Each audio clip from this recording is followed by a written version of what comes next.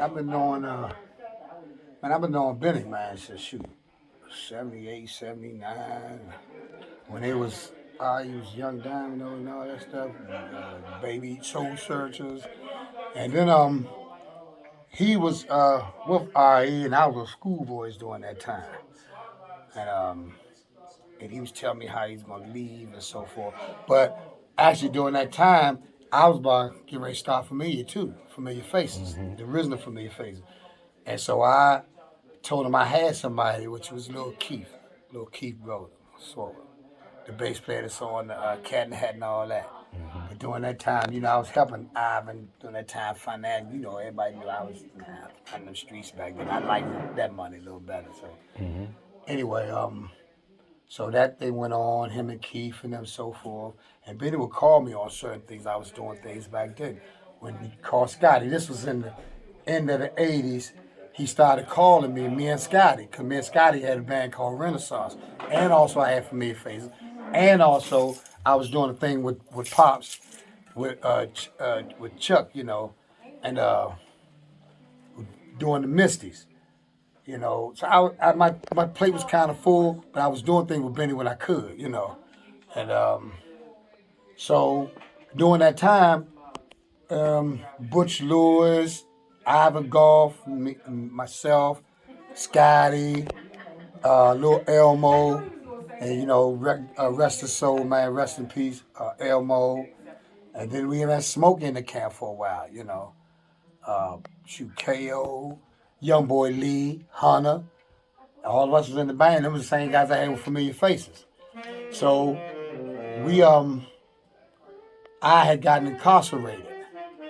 So when I got incarcerated, I came home, which everybody, I did a whole lot of time. I was back there in town with Ray and all, and we all, Anyway, long story short, when I came back home, 91, I started playing with Pop and them. Because Chuck was going through the thing with, I was telling Pop, like, man, you got to get them goon bops, man, because them youngest like them goon bops, Now we had Roland and stuff. And we didn't even use Roland them on the record because during that time, Roland was kind of outdated. He wasn't using them 4 Congos. He was using 2 Congos. So we was doing the Misties soon I came home, and Ivan was during that time. I always, like I said, hitting the thing that everybody knew I hustled all my life, So Ivan would always come to me when he needed the money. I would finance, all that stuff, man. It didn't make no difference. They was all family. Pop, he was the godfather soul. That was like, to me, during that time, that was like dealing with, going around Pop. Chuck Brown was like, man, being around Jesus or confused Buddha or somebody, man. I was like, your dream, you know what I'm saying? If I could just tie a shoestring, I ain't had to play in the band. So Ivan called me on the Chuck project. So now and again, my plate is full. Every time I came home, everybody jumped on my line, right? All right, so we started, we was doing the Misties, and I was also doing Familiar Faces, and I was doing Benny again. So I got in the car. This time it was me, Sterling, Mighty Mo. I brought Mo out there, man. Bojack, all of them. They know I was the first guy that ever really came around to play around. A lot of those little guys, man. Because I was in the street. They knew they was good when they was with me. So anyway, it was Mighty Mo, me, Mighty Mo, Sterling, Scotty, JT on saxophone that play with EU right now. And on trumpet was we had the guy, my man, Archie Knuckles. So anyway, we started doing a little bit. Here it is, a shirt right here. This is a picture of me, Lil Benny, Eagle Pop on here, DC, JT, all of us on the shirts. This is a DC funeral. Matter of fact, when DC funeral, I was the one that got the band to play the original rehearsals to play at the funeral. That was the touch of terrible thing. Yeah, I'm calling it how I see it because they didn't even want to do the show for real. I got the PA system for them and everything. They wasn't sure what they was going to do. Matter of fact, Funky they used my bass at DC's funeral. Because I bought it for me to play. I just bought the bass. I bought that bass brand new to do it at the funeral. And they wound up playing the bass before I did. Yeah, I mean, no disrespect, but, it is what it is. I had to round up everybody. Shorty Doug, I tell you, I called him. Man, come on, man, kick the drums of this DC for. I paid him to take off from work that day to do to play at the repass, right? All right, so and that thing with Luke Skywalker, I just say Luke Skywalker. Everybody know there ain't no history to it. There ain't nothing new to that. That Luke Skywalker used the record one leg up through pure elegance. Cause we was playing on a random.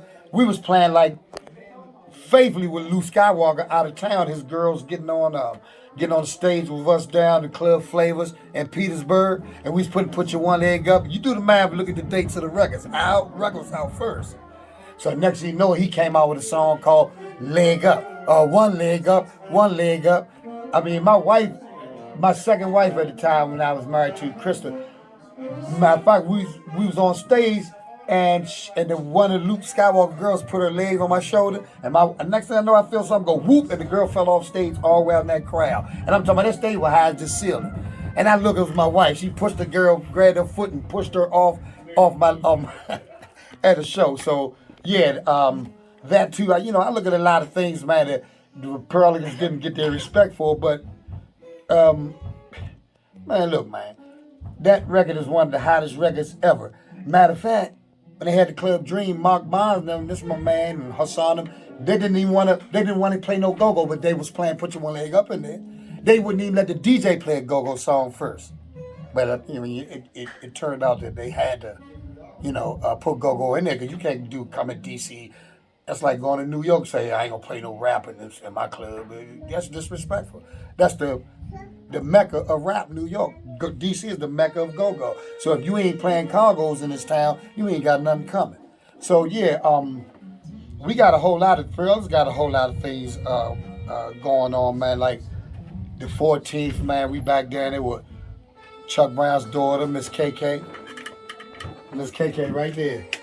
Miss KK gonna turn that thing out, and we doing a cut, her and Coleon. This is the DMV takeover. I don't care how you take it, because I'm a gangster with it.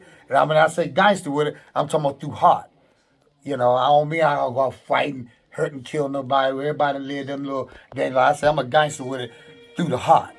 Through the heart here, man. Hotel. And that's Baseface, man. I'm out, man. Appreciate it, brother. You take care. Peace. Peace.